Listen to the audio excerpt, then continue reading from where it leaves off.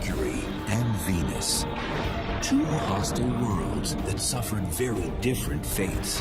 One, very much alive and seething with treacherous forces of nature. The other, a planetary carcass, gouged by millions of high-velocity impacts. Both demonstrate the true horrors of planets gone wrong. Mercury and Venus, the inner planets.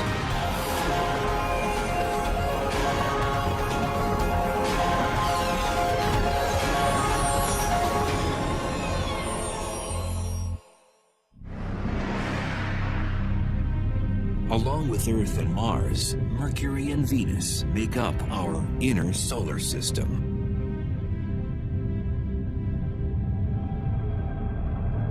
Jupiter, Saturn, Uranus, and Neptune, these planets farthest from the Sun, make up the gaseous outer worlds of the solar system. Over 4 billion years, the inner planets bound enough interstellar debris to become rock solid. Why do we study planets? Why do we study astronomy at all? We someday need to go beyond the planet Earth if we expect to survive as a species for a very long time. And we need to know what's out there and what the nature of the universe is. We're studying worlds where things are exotic, but the basic processes of physics and chemistry at work are really the same that we see here on Earth. Millions of miles separate us from our rocky cousins. But a tour around Venus and Mercury reveals a common DNA. We can go to Mercury and Venus and really look at these as places, as worlds with their own histories, and then contextualize our own planet's history. Venus is the 6th largest planet in the solar system. At its closest, it is 26 million miles away from Earth. A year on Venus lasts 225 Earth days. And if you weighed 150 pounds on Earth, you'd weigh 136 on Venus.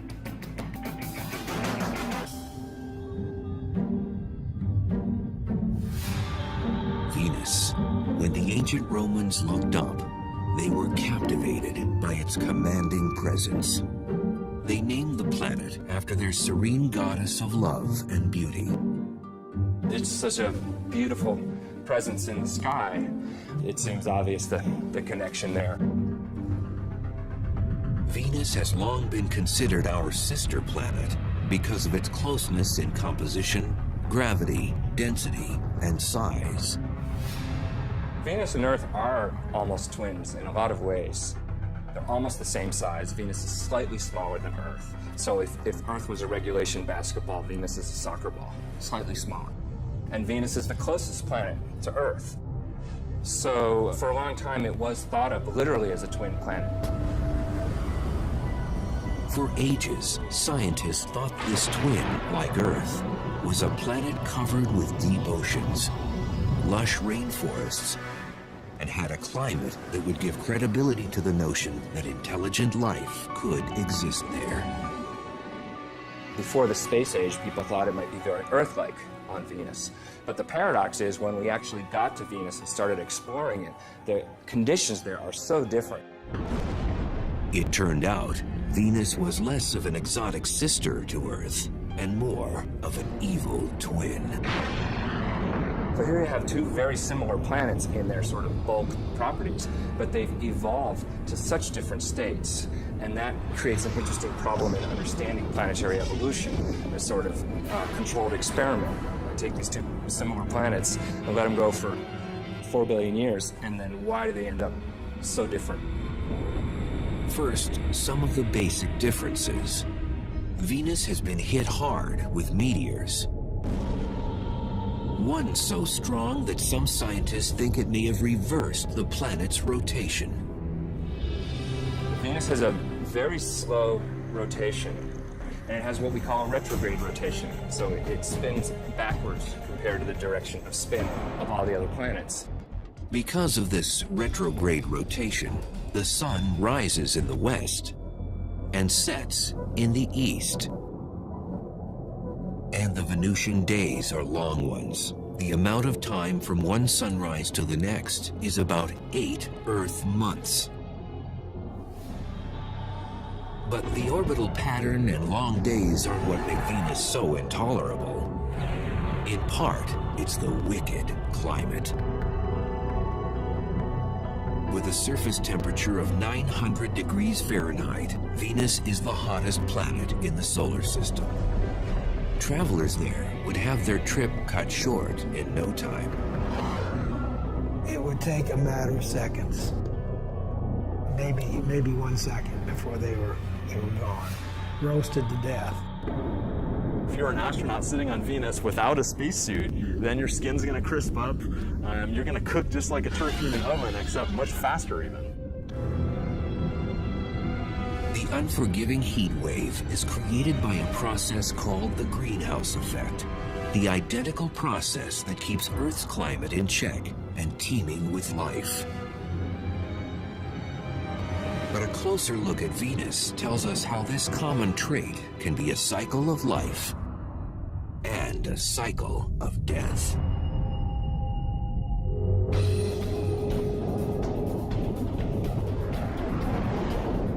Today, our own temperature is on the rise, and scientists found the possible cause behind it up on Venus.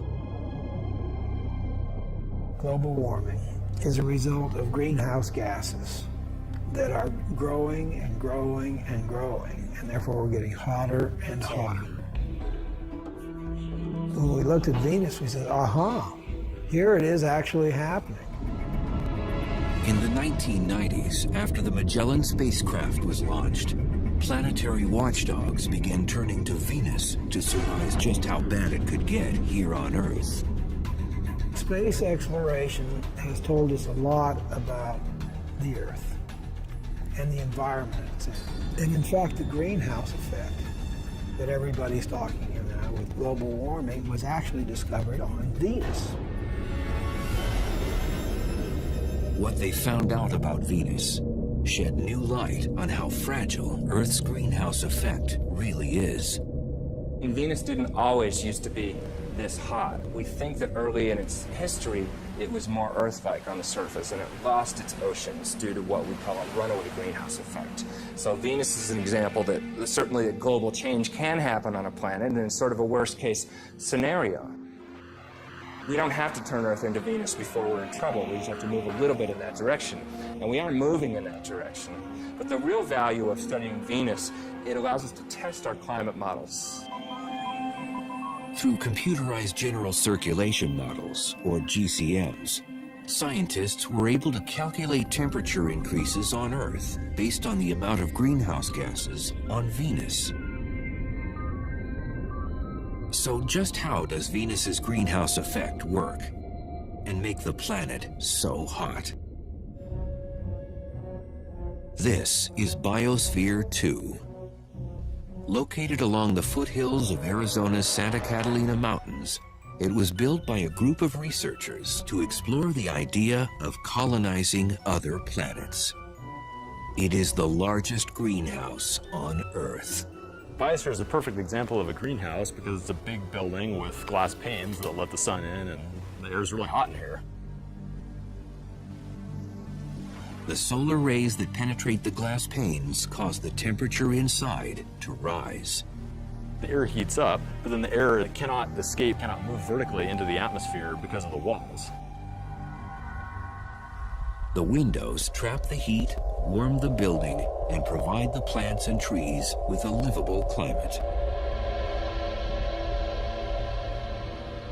On Venus, greenhouse gases don't exactly trap the sun's heat, but they greatly slow the rate at which it can escape. The greenhouse effect on any planet is a situation where the surface temperature becomes hotter because of gases in the atmosphere that trap the heat while letting in the sunlight.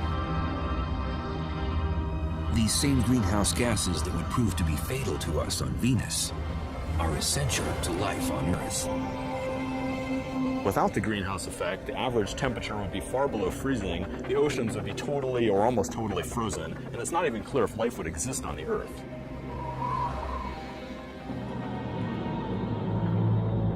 We talked about how hot it was, but why is it so hot?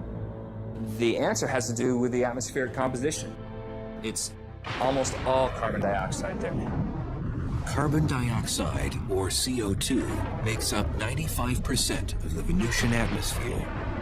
And that high volume of gas traps more heat.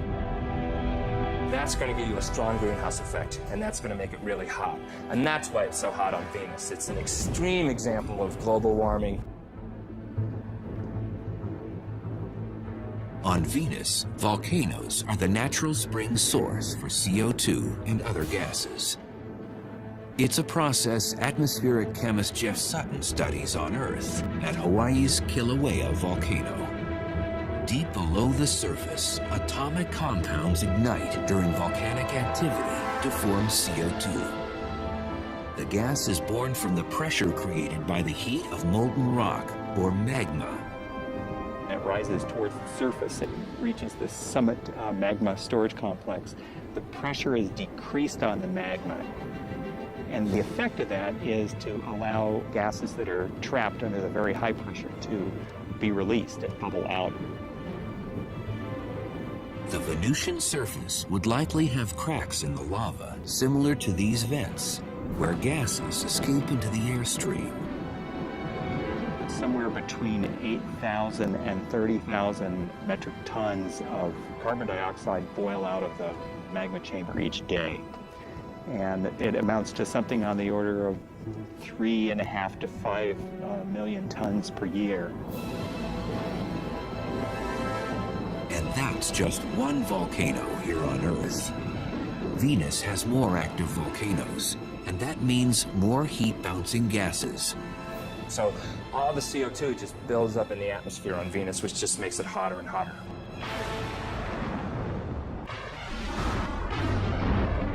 The 900-degree heat isn't the only trait that makes Earth's twin seem a menace. 30 miles above the scorching ground of Venus, there's havoc occurring on the planet that makes 900 degrees Fahrenheit feel like a cold front. Electrical mayhem, where split-second jolts can reach 50,000 degrees. Each spark of light contains 100 million volts of electricity. Lightning occurs on both Earth and Venus when electrical charges store up enough energy until they release a spark.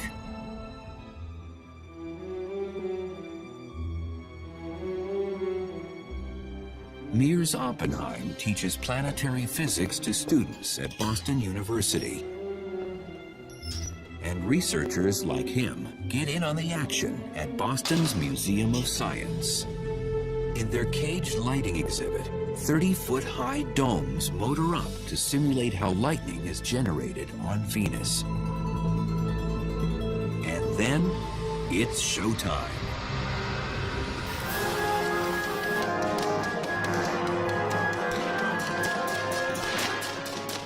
So look at this. We're generating so many millions of volts on these domes that voltage has to escape. And it's actually ripping molecules in the air apart. The air in the domes, like within the Venusian clouds, stirs up the electrical distribution of tiny atomic molecules.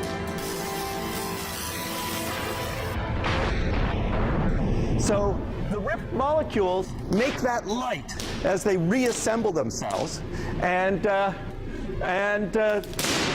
that's what a lightning bolt is. Cosmic particles from exploding stars way out in the galaxy trigger lightning. When these hit the atmosphere, they provide that spark. These are particles that come from way out in the universe, the atmosphere, and cause a shower of charged particles. And on Venus, you'd probably have real lightning to the extreme extent. You can contain enormous amounts of energy and go for miles and miles. On average, lightning hits the Earth more than 3.1 billion times a year.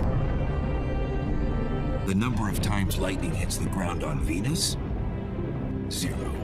The atmospheric pressure on Venus is 90 times greater than on Earth because the weight of the atmosphere created by gases is heavier. This prevents Venusian lightning from hitting hard ground. Instead, it is restrained to the clouds. There's just too much resistance in that very thick air for a lightning bolt to get through. It's much easier for lightning to discharge from cloud to cloud. And besides appearance, there's little else that's Earth-like about Venusian clouds. In fact, the main ingredient that creates them is toxic enough to burn through human flesh.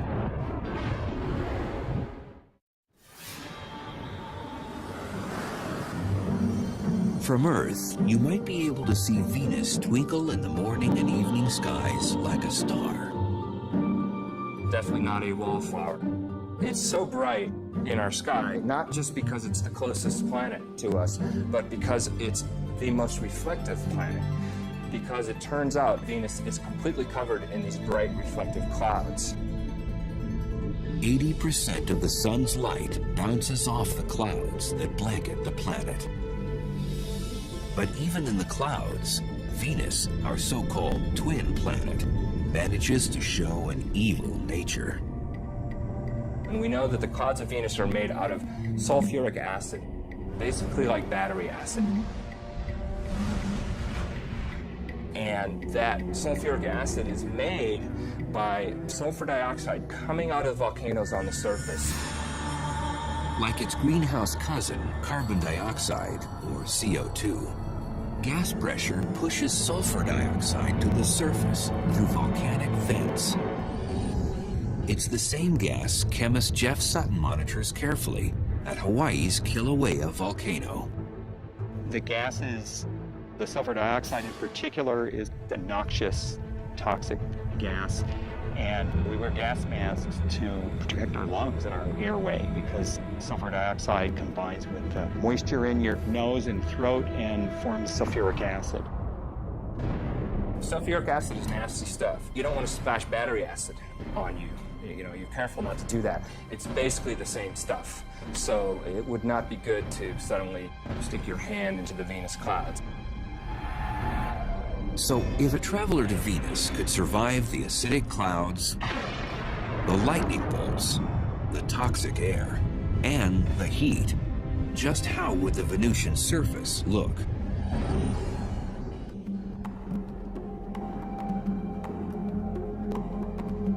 Volcanologist Jeff Burns with the United States Geological Survey, or USGS, circles the globe to understand what drives volcanic activity on the inner planets. When Burns imagines the surface of Venus, he considers the dark, eerie wasteland of Kilauea's lava fields on the big island of Hawaii. It's very instructive to be able to come here and study this volcano to compare it to volcanism that has occurred on the surface of Venus. We can actually come out here to the field and study things. We can actually take samples and look at them in detail. Geologists expect the amount of volcanoes on Venus far outnumbers the 1,500 or so on Earth. Some estimates range from 100,000 to over 1 million volcanic features on Venus. With that many volcanoes, lava rock makes up 70% of the Venusian surface, just like it makes up much of Kilauea's terrain. The ground becomes solid when the lava cools into hard rock. Having a rock on Earth is our best analog for trying to understand rocks on the other planets. Basaltic rocks are the most similar to the Venusian plains. Basalt is the most common type of lava rock found on Venus and throughout the inner solar system. The minerals freeze into glass and small crystals, a total transformation from what lava looks like when it streams out of the volcano. When lava is actively flowing across the surface, it's incandescent and typically looks red. Now, quickly it'll form a silvery sheen over the top of it, and then over a period of a few weeks will turn black, such as the lava we see around me here. At 5 miles high, Mont Mons is the largest volcano on Venus. And it's left some tremendous lava channels in its wake, just like Kilauea did. Now, as you can see, the structure, we have levees here on the sides, and then internal structures as well. This is similar, perhaps, to how large channels called canali formed on the surface of Venus. However, they formed at a much larger scale. Large enough to create seemingly endless miles of canali across the Venusian landscape. Consistent in both width and depth, the canali are much longer on Venus than on Hawaii because of environmental conditions on the planet. The dense atmosphere and hot temperature slows the magma from cooling into solid rock. And with little wind and no rain to further cool the magma, lava can cut through the surface for months after an eruption before it hardens.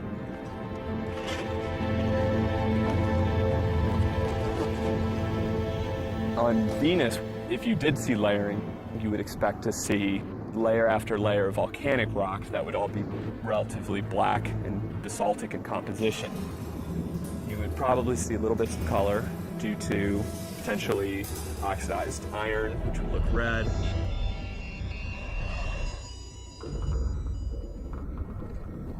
Typically, basaltic lava flows are glassy enough that, in fact, you would actually cut your hand. They can be extremely sharp. They tend to quench and form glass.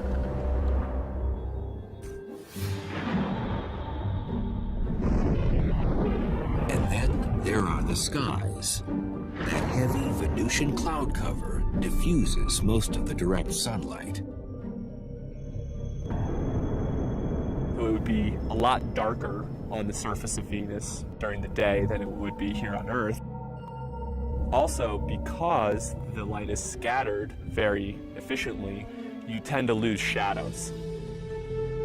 So everything is lit fairly consistently across the surface. And then additionally, because of the composition of the atmosphere, everything would tend to have more of an orangish tinge to it.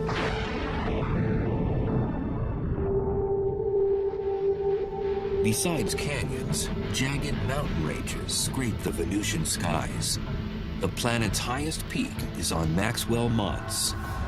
Maxwell is about 35,000 feet high, which puts it at a healthy distance above Mount Everest or any mountain on Earth. Everest is something like 28,000 feet high. So it's definitely larger than anything on Earth. Our sister planet seems to have outdone one of our 7 natural wonders. But how would the Venusian terrain measure up against another geologic feature, our canyons?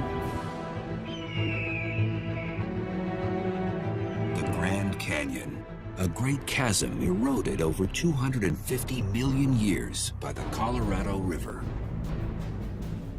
When the Colorado Plateau was uplifted millions of years ago, it gave the water more energy to cut back through the canyon and wear away the rocks. The vast canyons on Venus may have also been formed by erosion, but not by a river. Volcanic systems can erode canyons by having fluid flow if it's very fluid, not very viscous. Materials can erode similar to water. And the Grand Canyon is only part of the Colorado River system, but even looking at the Colorado River system as a whole is not nearly as long as the longest channels on Venus.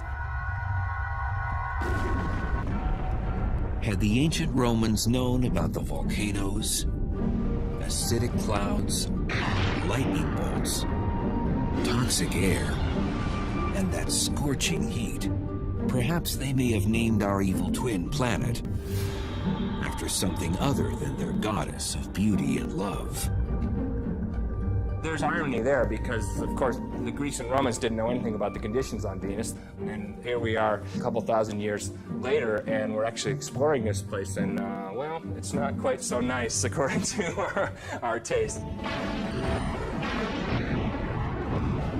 But how do the dangers found on our sister planet compare to the cosmic violence on Mercury?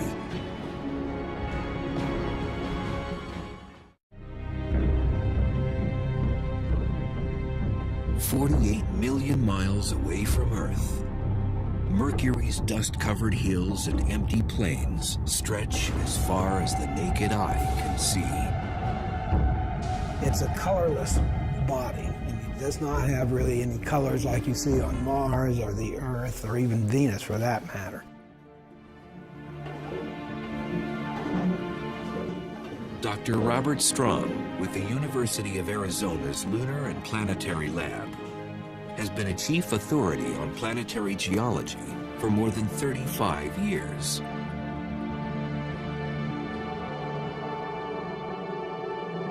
Mercury is the innermost planet, and it's quite different than anything else in the solar system. At 36 million miles, Mercury is the closest planet to the Sun. The planet has no known moons. Mercury has no atmosphere. And it's a naked eye planet, visible on Earth during the twilight hours.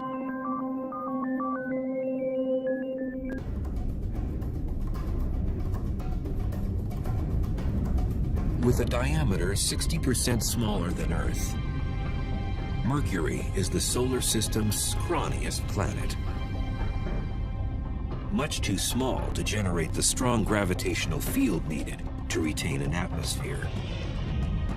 Gravity depends upon the mass of the object, on the mass. So the larger the mass, the more the gravity. So on Mercury, the gravity is less on there. Since the planet's gravity is so weak, if you weighed 150 pounds on Earth, you'd only weigh 57 pounds on Mercury.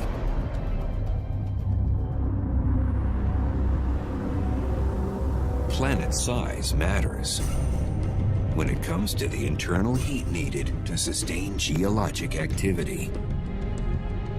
The internal convection currents that drive geology stop, and in general, it just freezes up and there's no way to sustain that geological activity. And that happened to Mercury a long time ago, probably after less than 1 billion years of its life. The days when the planet beat with a strong pulse that produced volcanic and tectonic Mercury quakes are long gone. Is Mercury a dead planet? Depends on what you mean by dead. Is it internally active now? Probably not. It's probably not active at all. It is essentially a dead planet and has been dead for about 4 billion years. For a near lifeless planet, Mercury still has some movement.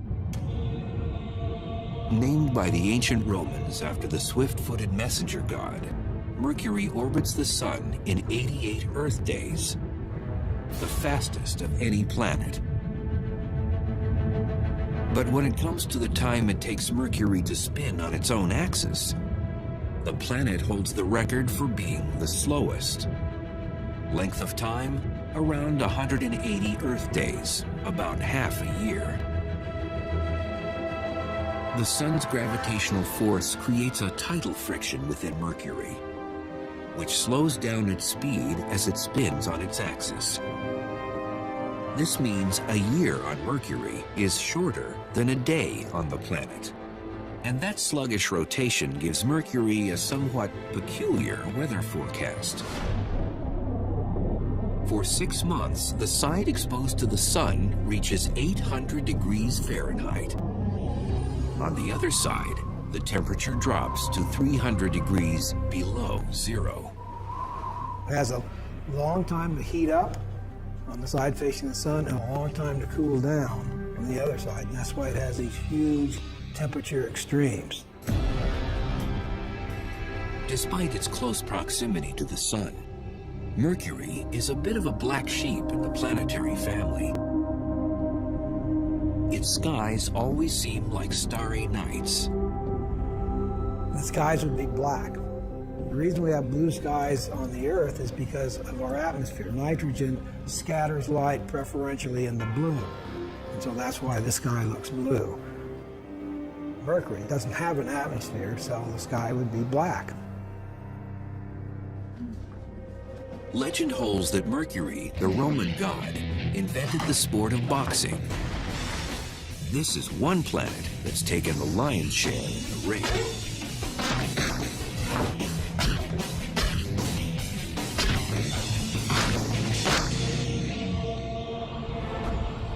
Mercury has had millions of meteors and asteroids explode on its surface because it doesn't have an atmosphere to protect it. Our atmosphere guards Earth from most impacts, like a force field. When a small object slams into it, usually at more than 10 times the speed of a bullet, the collision with air molecules vaporizes it into a gas. The Earth is shielded from small impacting objects by this wonderful thing that we call the atmosphere. And for small objects, weak objects, they will be completely destroyed by those forces long before they get here to the geologic surface of our planet.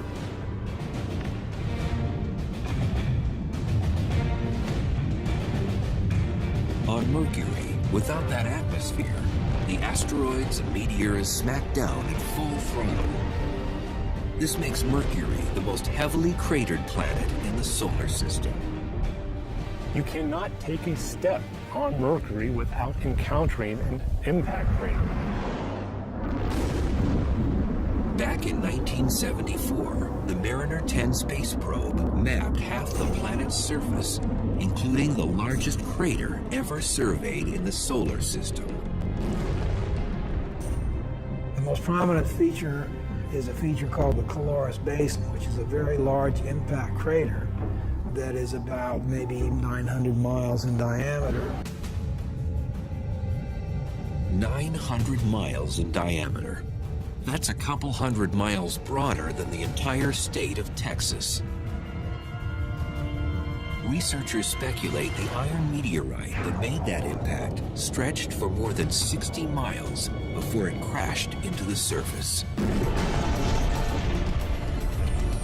Moments after impact, seismic waves converged at the antipodal point, the spot on the exact opposite side of the planet. The seismic waves, the shock waves from this thing traveled, and they concentrated simultaneously around the other side of the planet and literally shook apart the surface. The seismic turbulence jumbled up the crust and twisted the terrain into unusual rock formations. There's all this weird terrain. In fact, the technical term is weird terrain. Because you look at it and it's just weird. It's jumbled up and hilly and doesn't make any sense according to most geological activities. It's just very rough and looks as though somebody kind of scooped up the surface and just kind of dropped it down. Pre-existing craters suddenly became crude hills, some 6 miles wide and a mile high. In fact, the amount of surface elevation could have been on the order of a kilometer or two in just a few seconds. It would have been horrendous.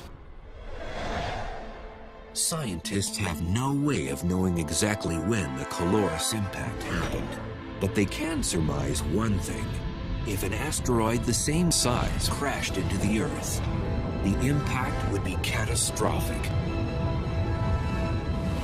and wipe out human civilization.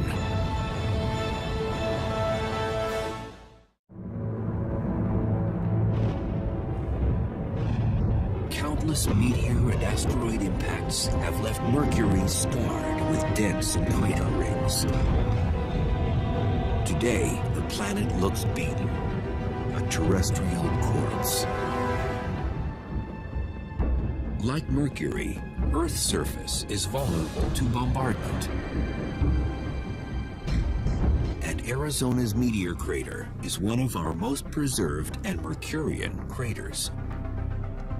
The desert basin has given geologists a better understanding of what happens when a meteor strikes Mercury's surface. Upon impact, energy from the shock wave rips through the surface and moves tons of rock upward to shape the crater. And that flow of rock excavated this bowl-shaped cavity and deposited debris on the landscape for kilometers around. Same energy swept up the crater walls and caused these flat-laying layers of rock behind it to actually be uplifted. And the rock, under the influence of shock, wasn't behaving grittily like rock does, but more like taffy. This is one of the hallmarks of impact craters, not only here at Meteor Crater, but anywhere in the solar system. But imagine if the mighty object that formed Mercury's calorous basin crashed down on the site of Meteor Crater. It would be a massive explosion with chunks of molten material flying around the Earth ballistically, re-entering the Earth's atmosphere and causing just massive meteor showers everywhere. For nearly 7,500 miles, the shock wave would rip up the soil and stir up tsunamis with 2,000-foot waves. Massive tsunamis propagate around the Earth and inundate much of the world's coastlines. It would flatten Las Vegas, Nevada, the cities of Salt Lake City, Utah, San Francisco, California, and Los Angeles vanish in a split second. Shock waves from the impact would propagate through the solid Earth thousands of miles from the site of an impact like that. Those seismic waves would converge at the impact's antipodal point, off the coastline of Africa's Madagascar, at the bottom of the Indian Ocean.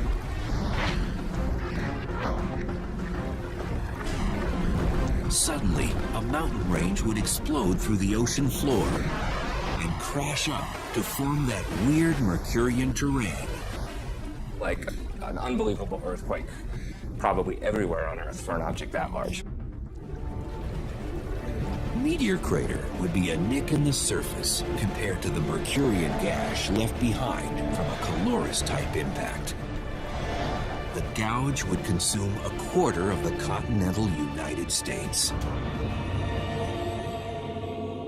An object that size would eliminate a large portion of the west coast of the U.S. if it fell, say, on Arizona. It would literally change the coastline in an instant.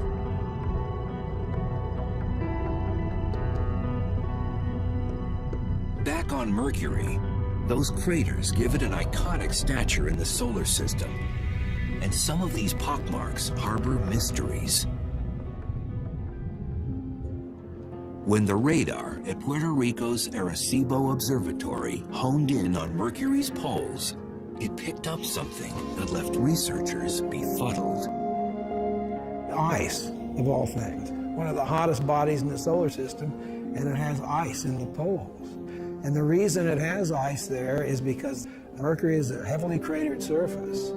And so craters in the polar regions, the inside of them, are constantly in shadow.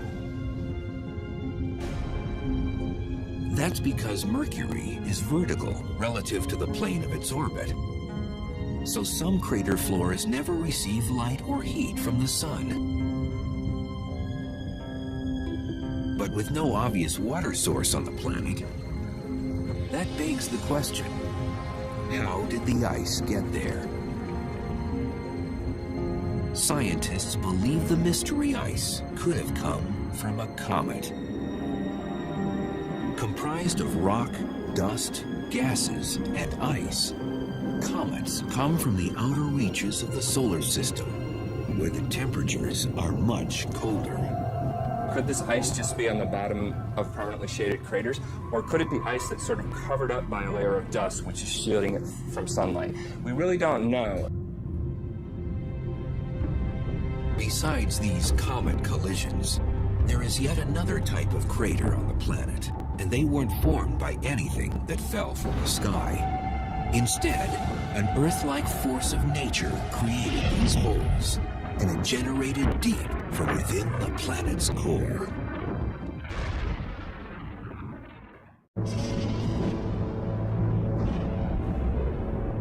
Mercury. A closer look at its terrain by scientists reveals that some of its craters could have been formed from something other than asteroids, comets, and meteors. We do understand that the dominant geologic process that affected Mercury, at least Mercury's surface, is impact cratering. The second most important geologic process to affect Mercury is volcanism.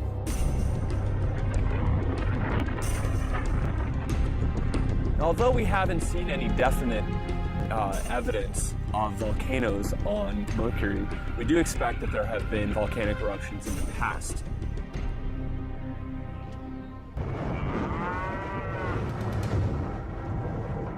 This remote cow pasture, a 3 hours drive north of Phoenix, might contain a telling link to Mercury's volcanic history. The cratered hills are extinct cinder cone volcanoes, and geologists suspect similar ones can be found on Mercury. This is a cinder cone. You can see behind me there's a large crater in the center, which is typical of cinder cones. These volcanoes do have their differences with Mercury's cinder cones. Because Mercury has less gravity, we would expect the cinder cones that form to be much wider and much flatter. All volcanoes erupt when the pressure from the magma or molten rock inside is greater than the strength of the rock containing it. Pressure increases for two reasons: too much magma and too much gas. And when pressure increases in a volcano, it usually has one place to go. Lava comes up to the surface and erupts explosively. You have a vent area and you have what's called a fire fountain. If the pressure is great enough, its force can spew lava higher than 100 feet on Earth. But on Mercury, with such low gravity, the fountain could eject lava 30 stories high.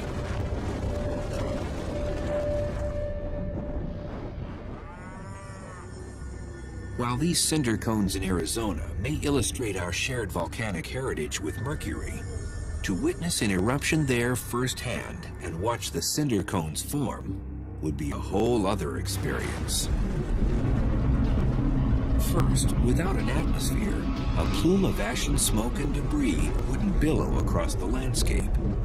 That material would go into essentially a vacuum of space because Mercury doesn't have an atmosphere, so that material would break up much more. Also on Mercury, you wouldn't be able to hear the loud eruption. Since Mercury has no atmosphere, there's no way of transmitting sound. So if you were on Mercury and playing a guitar or a ukulele or a piano, you would not hear anything because there is no atmosphere to transmit that sound. So it would be just complete silence. Back in 1974, Mariner 10 surveyed only 45% of Mercury's surface on a flyby mission. 30 years later, NASA launched the Messenger spacecraft. The satellite will map the entire planet and transmit data to eager scientists with a deluge of unanswered questions. I want to see the other side. I don't know what's over there, and that's been bugging me for 35 years. Is it like the side we saw, or is there something very unusual and different? But even with resources being earmarked for future exploration of this rumpled dwarf in the solar system, exactly how different or similar we really are may be left up in the air.